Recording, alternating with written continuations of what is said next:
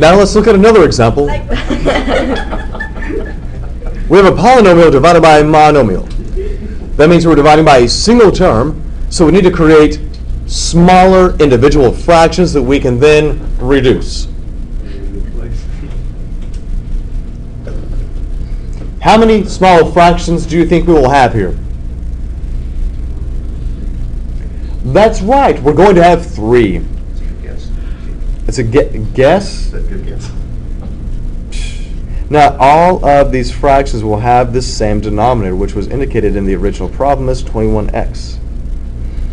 So then minus 28x over 21x, and so on. And then your job is going to be simplify each of these guys. So in this first fraction, how do you simplify that? 5 by 7, so it'd be 2 over 3. Common factor of 7, so you get 2 over 3. And then x on top. X is in the top. Now I could write that as 2x, but I could also write it right next to it like that. Do you agree? Okay. And then minus what? What happens over here? Minus 4x over 4 over 3. It reduces by a factor of 7, so I get 4 over 3. What about your x's? cancel. Right, because when you look at this, what is x divided by x? 1. It's a factor of 1. Okay? So it just goes away. Or, I mean, even if you multiply it times 4/3, you still just get 4/3. It's going to be what? 1/3. 1/3. 3. Is it 1/3 x? No, 1/3 x. It's 1 over 3x like this. And notice the difference here. Here my x is understood to be in the numerator, right? But here this x is understood to be in the denominator along with the 3. Do you guys see the difference there?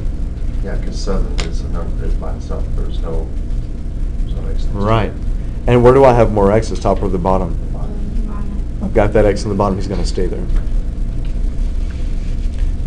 Questions about that one? There's nothing else to do after that. No, a lot of students try to combine like terms and do something weird, but let me tell you this. Were there like terms at the beginning? No, so after you do the division, you're not going to have like terms.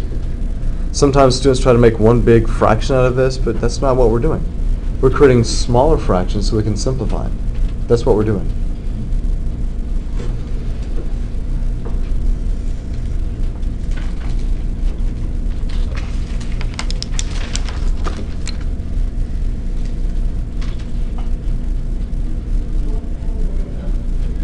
Let's try this. Negative 25x to the 4th, y to the 5th, minus 40x to the 3rd, y to the 8th, plus 32xy to the 10th. We're going to divide all of this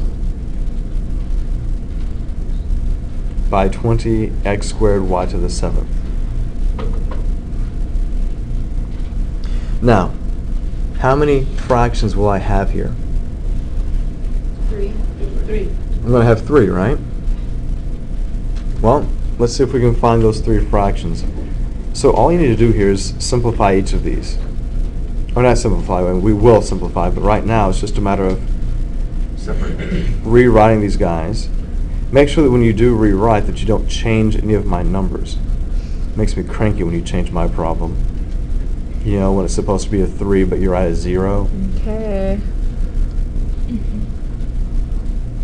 Some of you guys did that on the word problems. More than once that happened. I mean, fortunately, you can just check your work to make sure that everything works out all right.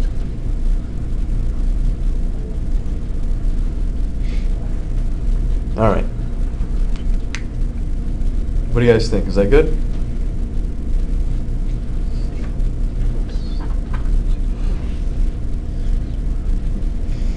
Now we get to simplify each of these. In this first fraction, how do they simplify? Negative 5 over 5.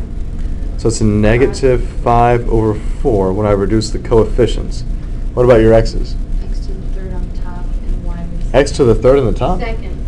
Oh, second, sorry. I get x squared in the top. What about your y's?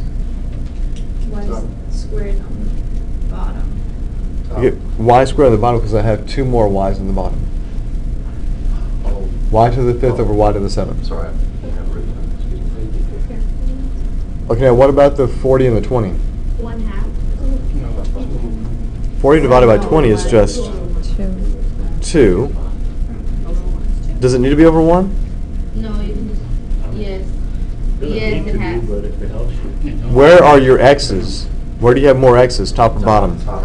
How many more do you have in the top? 1. Where do you have more y's? How many more in the top? 1. Do I have anything left in the denominator? No. Nothing other than a factor of 1, so do I need to write it? No. You can and lose points, but you better not, because I want it simplified. Now what about this last piece? Common factor of 4, so I get what?